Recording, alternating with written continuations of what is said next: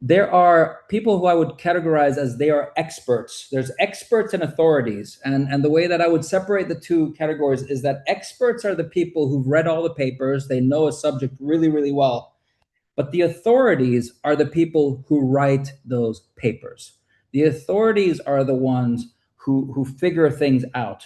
And so I would very much, in the highest regard, consider Kyle Kemper an authority in all things blockchain, tokenization, decentralized, permanent, all things, all aspects. He has done hundreds of projects in this space. When governments seek advice, they speak to Kyle Kemper when it's in North America. And he's done this kind of work all around the world. He's an author of multiple books. He's an incredible communicator and speaker. And so today, the original plan was for me to speak long, but what I'm going to do instead is I'm not going to do that. I'm going to hand the microphone right over to Mr. Kyle Kemper here so that you can, for yourself, get to know him, hear his story. He's going to share with you his background. He's going to give you some amazing advice here today. Again, I heard just the other day when he spoke to a group of people, there was a gentleman who said, if I had known that one thing that you just said, that would have saved me years of headache and that would have saved me a lot of money. So please stay tuned for the golden nuggets that you're going to pick up. And without any further ado, I want to introduce to you Mr. Kyle Kemper. Hey, everybody. Thank you, Nick, so much for the kind introduction, and really grateful for the opportunity. Congratulations on being here, on being on this leading edge of innovation, of community development, of knowledge, of experience. I will say, like, I have been in Bangkok now for about a month. I came with my whole family. I have a very big family. I have 6 children. Um, 3 of them are with me here, and it has been, the most incredible, inspiring kind of journey to come here. And having worked with a lot of different companies in the tech space, in the crypto space, the blockchain space, just coming and seeing, our beautiful office here that's full of life. Like, there's people working in deep into the night, not because they're being forced to, but because they want to. The energy is really beautiful, and also one of the things that I've just noticed, Nick is an absolute legend, knows everybody, and we're having a constant stream of leaders coming in here to do their due diligence, because we understand, when you commit to something, when you want to make sure you do your due diligence and you understand that everything is there in play. And I feel like that's what kind of we're here today to do. And this is my opportunity to kind of introduce myself to you.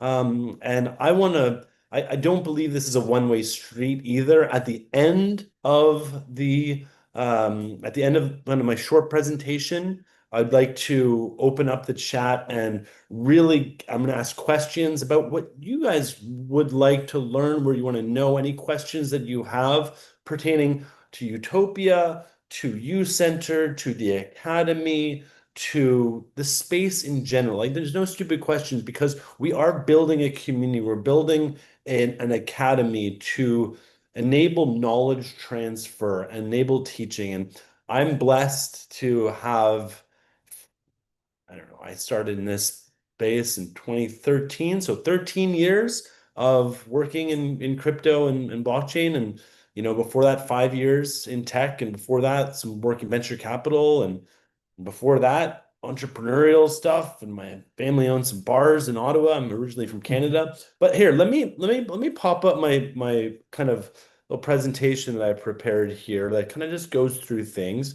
And I'm going to go side by side because I think this is better.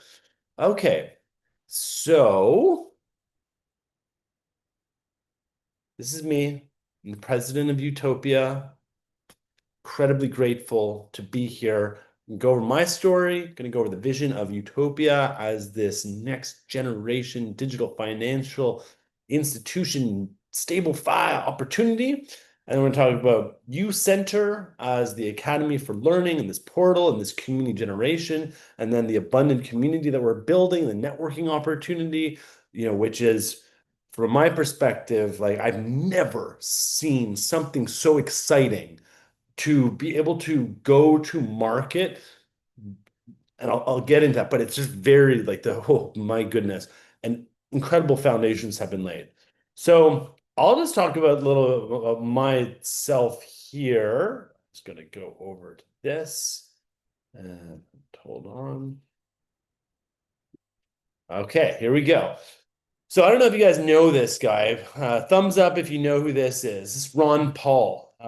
Ron Paul ran for president in 2008 and 2012. And I was working in venture capital at the time. And after university, I was a bit of a skeptic. I was kind of concerned about where things were going with the global financial system.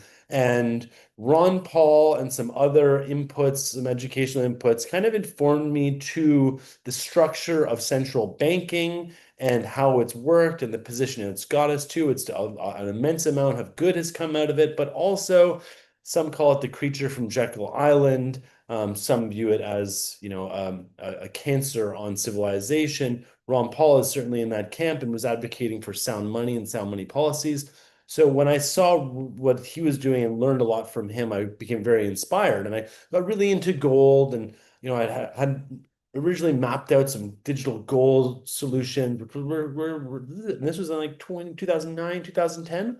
And then in 2010, I see Bitcoin. I'm literally at a friend's place, and it's very early. This is probably like 4 or 5 months after, like, the first blocks have been mined. It's been introduced. It's very niche, doesn't even have a value, and but it's alive. I didn't get it. I dismissed it. And this is a common theme with everyone. If you instantly jump onto something without questioning it, I'd say that's a red flag. Everybody needs to go through their thing. And it took me a number of iterations, actually from 2010 until 2013. And in 2013, oh, wrong way.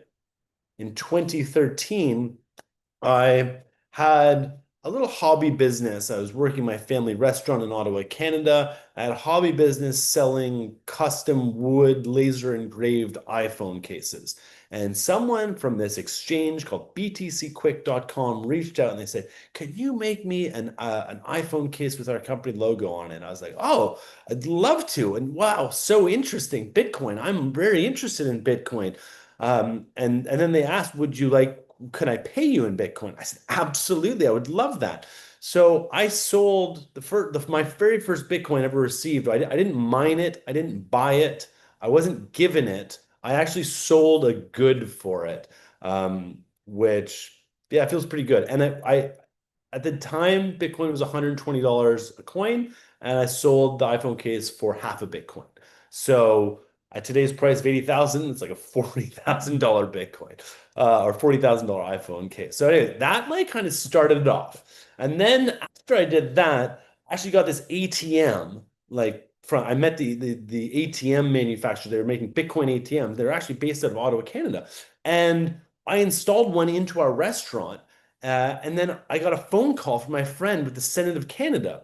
And he said, "Hey, Kyle, you put a Bitcoin ATM in your restaurant." I was like, "Sure did." It's like the senators are studying Bitcoin right now, and they would like to do a field trip to the restaurant to better understand it. And it's like, okay, we've got like the machine in the back corner, it's kind of like in a closet. It's like not greatest setting to have 20 Canadian senators coming to learn about it. I said, "What if I just brought the ATM to you? Like, you can do that?" I'm like, "Absolutely. It's not that big." So I did that. And we brought it to the floor of the Senate, and they'd been studying Bitcoin for about a year, and they'd never even seen a transaction happen. So with my colleague at the time, Victoria, we showed them just, "Here's $20, Victoria. Can you send me some Bitcoin?" Showed them how a basic transaction works, how this new digital money works. And then we had the ATM, and this gentleman, his name's Chris, he took $50 from the chair of the committee, put it in. I think Bitcoin at the time was $250, something around that. So I think he got about a quarter of a Bitcoin for $50 in cash. And, he loaded it, worked, it was great. And this kind of kicked off, this just started like, things. When they found out that I was doing, when some of the industry people found out, oh, next thing I know, I had the Bitcoin manufacturer there, and I also had the biggest exchange in Canada there, and that's the gentleman in the bottom right.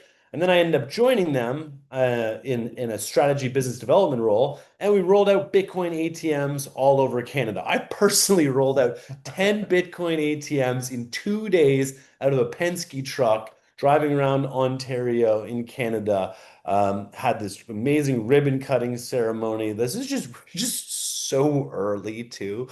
It was wild. Looking back on how far we've come. So then after that, I was elected to the Blockchain Association of Canada. I became the executive director of that. I did that for 5 years. We ultimately merged with the largest US trade association called the Chamber of Digital Commerce to create a unified front for doing industry advocacy, for understanding like a trade association point of view. I will say it was very early times, and a lot of people were very interested. It was a very unique, exciting opportunity to be able to interface with the regulators, with the consumers, with the banks, with the central banks, with other associations, to be going to the crypto conferences. As if you've never been to a crypto conference, look for one that's around you and definitely go. They literally changed my life, and I've met so many incredible people, and I'll get to that in a moment. So after the Blockchain Association of Canada, I joined, I was with CA Vertex, which got acquired by Coinsetter, which got acquired by Kraken. Kraken's one of the largest organizations, one of the largest crypto exchanges on the planet, like the same kind of scale as Coinbase. I worked with all sorts of different wallet companies, launched conferences, I've spoken all over the place. Within this arena, like I have very, very deep roots, and I've been a heck of an evangelist with Change Tip up there in the top right. That company is no longer with us, unfortunately, but it was a way that you could really, really easily send Bitcoin like in a text message or on Twitter. It was so easy. It was so great. I was the head of tipping there. And I just literally, I've probably given away more Bitcoin to people individually. It kind of makes me a little bit sick, but it's okay because it's a good thing to teach and to give. It's one of the core 10 principles is giving. So, eh, great, great, great, great, great. And part of the journey has also been wallets and like being deep on wallets, because in order to participate in the digital economy, you need a wallet. And if you have an account with a Kraken or a Coinbase, they're kind of like a crypto bank. And I'll be happy to dive in and explain. We're just starting our relationship. There's going to be a great chance to develop and to go deep on many of these subjects. But at the core, I knew that wallets are so critical, and everybody is going to need to have a wallet. And the question is, are you going to be in control of your keys? Are you going to be in control of your money? Are you going to be in control of your data? Are you going to be in control of your identity? Because there are certain forces that want everything to be centralized, where you're not in control. You have the privilege of using money. You have the privilege of having identity. You have the privilege of accessing services and them holding on to your data. There's going to be a place in the middle, and we're working on the technology that enables this. But the core thing is wallets. So I wrote a book called, I'll get to this one in a second, but I wrote a book called The Unified Wallet, Unlocking the Digital Golden Age, delving into how Bitcoin works, how blockchain works, a little bit of the story, and kind of, providing some foresight into what will be possible. And it feels like we're on track. This was pre-AI time, so it was done like, in a whole manual, lovely way. I feel like probably due for a new book, but I do feel that now with Utopia and with U.Center and what we're building here, we're realizing this. And I know that Emmanuel also kind of saw that and is like, we are building the unified wallet. And I said, okay, that's a really, really big thing. It's a huge thing. and we'll get there. And I'll talk a little bit about the product journey and what that looks like towards getting there, but not trying to rush to market with too complex of a solution too quickly. My decades of experience in marketing and product have established a wisdom when it comes to what works and what consumers like and what people like, and also what works for messaging. And if you have too many messages or too many products and too many features, people get confused. So we're going to deliver something beautiful and delightful, and that just works. And it's especially in the financial, technology realm, it's got to work. It's got to be clean. It's our money. You don't want no glitches. Ain't no time for glitches. That causes stress. Uh, this is my family. It's my wife, Brittany. These are three of the children. This is us 2 weeks ago down in Thailand. I've made the decision as well. We've made decisions as a family to choose family lifestyle, and it goes against some norms of like, what it's what month are we? We're May. Yeah. This is prime time school season. What are these kids not doing in school? Well, they're in world school right now, and they are learning so much every day. It is absolutely beautiful, and I love it. And I encourage everybody, if you have the opportunity to go and to travel and to work and include your family in opportunities, it's a wonderful thing to do. Um, I also have an artist tint to me. I like, one of the things of in the crypto realm, the Bitcoin space, it's just been such a mishmash of incredible people over the years. Like, it started as like these like anarchists, like cypherpunk developers, and then it was a lot of like the libertarians were kind of the next wave into it. And then I'll say like all of a sudden, like all these artists started getting into it. All those like Burning Man, free men, free people, nomads, like, started getting in. And then the suits and the institutions started getting in. And then a larger swath of general artists started coming in. And now I think the numbers are, I think we're probably north of like 10% of people, have had a wallet or interacted with crypto at some point, but it's still very, very early. And the growth is going to come, and the foundations. What I realize is the foundations are there. Anyways, in this piece of art, there are 44 Bitcoin wallets. Is a beautiful, incredible piece of art that has a very aspirational statement. Inside, there's little cards, and they're the keys. It's really cool technology that I would like to, at a later date, as part of our wallet discussions and understanding different techs and how it can work, and teaching y'all, we'll delve into it. Um, I also come from a political kind of family. My mother was the First Lady of Canada. She was married to Pierre Elliott Trudeau. My half brother is Justin Trudeau. He was the Prime Minister of Canada for 9 years, 10 years. Um, the first half of that, were really everything was good. Then COVID came along, and we had like an ideological, like, our vibrations were just a little bit different and mismatched. And I'm a staunch defender of liberty and freedom, and I just couldn't stand what was taking place during those times. And especially recognizing that anytime there's a very large kind of panic or global thing, like, after 9/11, they introduced the Patriot Act. With the whole COVID thing, they came on heavy with vaccine passports, health data. I was just like, oh my gosh, they're going to lock people down in their rooms and create these different kind of constructs. And I was very reluctant, and I'm not going to bring that into this realm, other than just say, like, we had a little bit of a difference of opinions around things. I love him to death. He is an amazing. He's my brother, and I have a great family, and I love my mother and my father, and it's terrific. Um, I also took a break for a little bit to work with Bobby Kennedy, who was, one of also the staunch defenders of liberty and freedom. And I met his son and was invited to participate. So I took a break from crypto and I was the lead activator on Team Kennedy. I was running 1,000-person weekly Zoom calls, teaching engagement strategies, guerrilla marketing, like all sorts of different things that we can do. Just trying to hold the vibe, hold the space, trying to make sure that we're good because politics can be such an energetic, so much hate, so much positive energy, so much hope too. And gosh, there's a lot of hope behind Bobby.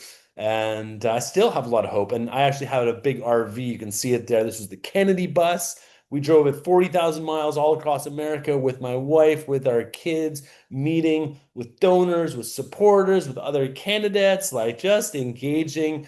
At a big speaker on top, like just doing crazy activations. I have the benefit as well of being a little bit wild when it comes to different type of viral marketing, street activation stuff. I'm part of a group called the Decentralized Dance Party. We hold very large, radically inclusive dance parties, in the streets. We've done them in Toronto, Vancouver, Zurich, Miami, Austin, Berlin, all over. It's very that's a whole nother thing. But I'm not going to get into now, but brought that to the Kennedy side. And then in this journey, I just would start meeting really incredible people. And I had the opportunity to sit down, and meet with Tucker Carlson and do an episode with him. And obviously, like his whole thing was, let's talk about your brother and go in that direction. But I think I brought a pretty high vibe towards that conversation. I don't know, people seem to like it. I don't think I even rewatched it because I was really proud of it. Everyone said it was good. Okay, it's good. Let's go. Tucker, legend. He's a good friend now. And but he is even someone that this technology all fits like Bitcoin, but they don't, a lot of these people don't get it. So there's gonna be an opportunity to create more awareness and to introduce and showcase. And so following, all of that, that was the kind of the tail end was the summer of 2024, and we had the Bitcoin Nashville event, and Bobby Kennedy and Trump were speaking, and a good friend. I was out at one of the events, and a good friend kind of introduced me to, or came over to our place and brought some guests with him, and one of those guests was none other than Emmanuel Quezada. And just had this and Nick calls me young man. He's an old soul. But had the chance to kind of connect with him. A great aura, great vibe. And I don't know, there's just sometimes you have that opportunity to meet someone, you're like, yeah, there's something, it just feels right. And didn't know where it was going to go or how it was going to kind of unfold and play out. But in talking to him, it was very exciting. And the vision of Utopia at the time that he was working on didn't fully kind of understand it. Certainly, it wasn't quite as to where it is now. I think now we've got a much more refined vision, and strategy, which is a product of bringing great people around. And one of the things that Emmanuel has done is just bring great people in. So he reached out to me, about 6 months ago and said, would you be interested in really helping me and participating and growing and building and visioneering and strategizing and creating, a company, a movement, a community that can, you know, further the entire crypto momentum in the space and that energy. And I said, absolutely, I would love to. When we started kind of engaging, and he was always like, must come, let's get together. So, when I decided, okay, let's come to Bangkok and kind of meet the whole team, that's when, oh my gosh, I just, again, will say, the what Emmanuel and what the team has created is really special, and getting a very clear picture too now of I didn't understand the networking, side of the business and how the DAO and the memberships were going to really support the product, because I'm like a product person through and through. I want our app to be so clean and so beautiful, so clean, so beautiful that people sign on, they use it, they fund it, they start tap paying with it, and as we introduce more features over time, they use those.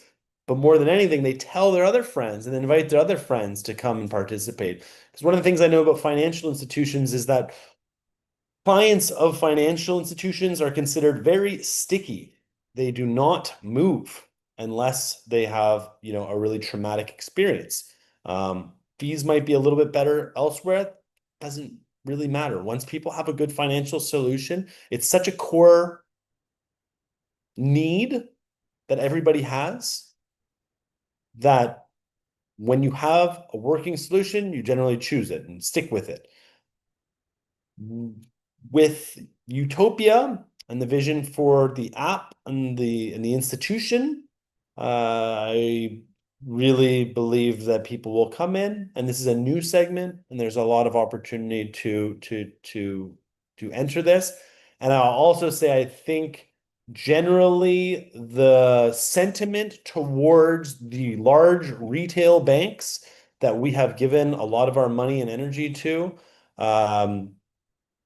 we recognize they're not our enemies, but they're not our friends. They're not, and we don't really own them or have share in them. So with Utopia, we're changing that. We're creating a structure, and then understanding the distribution. How do you launch an app and get it out to a lot of people in an effective manner? Well, networking. Let's go. Like we already have, I think, I don't know, 700 or approaching 1,000 people, and it's been like a couple weeks. We're launching in October. We'll be rolling out like, versions like sneak peeks and a beta testing program before that, so people can, get in and use and make sure that, when we do go public with it, that everything is clean and it affords this. And, the nice thing about our pragmatic approach, October, it might seem like it's a long way away, but it's not that far. Like time flies. And building a good, robust product